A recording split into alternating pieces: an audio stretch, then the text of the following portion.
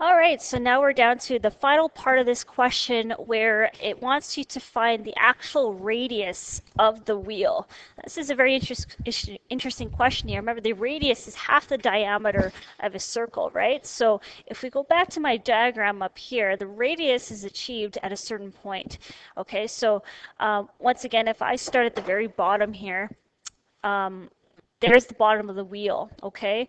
And then we achieve a middle point, which is also my midline, okay? So that's my midline right here, okay? And then after the midline, we are going to achieve a maximum height, okay? So what I'm saying here is that this distance from here to here is actually the radius, okay? And this midline right here is equivalent to where the axle is, okay? So the axle, the middle of the wheel, is actually right at that middle on the midline itself. So to find the radius, I want you to actually look at the graph here. The radius is actually equal to the amplitude of this graph. So when you're identifying the radius of a Ferris wheel, you're actually looking at what the amplitude is equal to.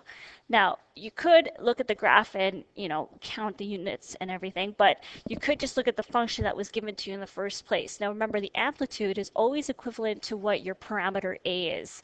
Now, looking very closely at this function, my parameter A is very simple to identify. It's always a number that comes right in front of the sine function.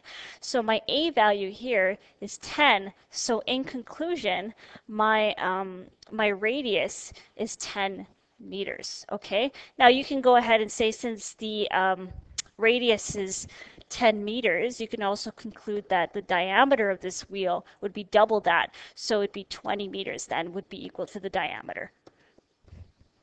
Okay.